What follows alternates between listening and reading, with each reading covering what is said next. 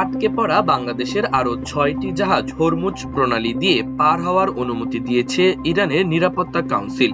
বুধবার মধ্যপ্রাচ্যের সাম্প্রতিক ঘটনা নিয়ে ঢাকায় ইরানের দূতাবাসে সংবাদ সম্মেলনে একথা জানান ইরানের রাষ্ট্রদূত জলিল রাহিমি জাহনাবাদী। রাষ্ট্রদূত জানান, বাংলাদেশিদের ফেরত আনতে সাহায্য করায় ইরানের পররাষ্ট্রমন্ত্রীকে চিঠি দিয়েছে বাংলাদেশের পররাষ্ট্রমন্ত্রী। তিনি বলেন, বাংলাদেশের আটকে থাকা ৬টি জাহাজ হরমুজ প্রণালী পার হওয়ার বিষয়ে অনুমতি দিয়েছে ইরানের নিরাপত্তা কাউন্সিল। ৬টি বাংলাদেশি জাহাজ ফেরত আনার বিষয়ে কাজ করছে ইরান বাংলাদেশ। জাহানাবাদী জানান, বাংলাদেশিদের ফেরত আনতে সাহায্য করায় ইরানের পররাষ্ট্রমন্ত্রীকে চিঠি দিয়েছে বাংলাদেশের পররাষ্ট্রমন্ত্রী।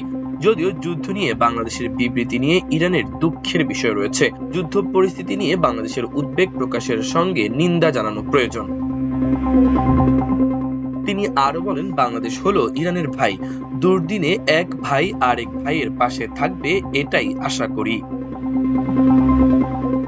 এদিকে সংযুক্ত আরব আমিরাতের ফুজাইরা কর্তৃপক্ষ জানিয়েছে, আজ বুধবার আল রিফা এলাকায় একটি খামারে ভূপাতিত ড্রোনের ধ্বংসাবশেষ পড়ে এক ব্যক্তি নিহত হয়েছেন।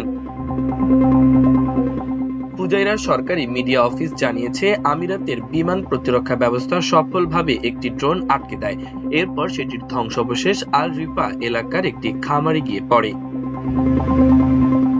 কর্তৃপক্ষ নিশ্চিত করেছে যে এই ঘটনায় এক বাংলাদেশি প্রাণ হারিয়েছেন। সংবাদটি নিয়ে গুজব বা অসমর্থিত কোনো তথ্য ছড়িয়ে যেন সাধারণ মানুষের মধ্যে আতঙ্ক তৈরি না হয় সে বিষয়ে সতর্ক করেছেন কর্মকর্তারা। তারা শুধু সরকারি মাধ্যম থেকে তথ্য সংগ্রহের ওপর গুরুত্ব দিয়েছেন। উদ্ধারকারী দল ও সংশ্লিষ্ট কর্তৃপক্ষ বর্তমানে ঘটনাস্থলে অবস্থান করছে। তারা পরিস্থিতি পর্যবেক্ষণ করছে এবং ওই এলাকার নিরাপত্তা নিশ্চিত করতে কাজ করছে। জনসাধারণকে সরকারের অফিসিয়াল প্ল্যাটফর্মের মাধ্যমে নিয়মিত আপডেট বা সর্বশেষ তথ্য জানার অনুরোধ করা হয়েছে। ইউএলেভার্স নামে একটি সংগঠন জানিয়েছে, আল রিফার একটি ফার্মের উপর দিয়ে উড়ে যাওয়ার সময় ড্রোনটি টার্গেট করা হয়। ওই সময় ড্রোনের ধ্বংসাবশেষ সেখানে পড়ে, আর সেই ধ্বংসাবশেষ গিয়ে পড়ে বাংলাদেশের উপর। এতে তার মৃত্যু হয়। সংগঠনটি আরো বলেছে, আমিরাতের আকাশ প্রতিরক্ষা ব্যবস্থা সফলভাবে ড্রোনটি ধ্বংস করেছে, কিন্তু এটির ধ্বংসাবশেষ পড়ে এই প্রাণহানির ঘটনা ঘটেছে। দেশটির সরকারি কর্মকর্তারা সঠিক খবরের জন্য শুধুমাত্র সরকারি তথ্যের উপর নির্ভর করতে আহ্বান জানিয়েছেন। ঘটনাস্থলে জরুরি পরিষেবার কর্মীরা আছেন। মাল্টিমিডিয়া ডেস্ক, আমার দেশ।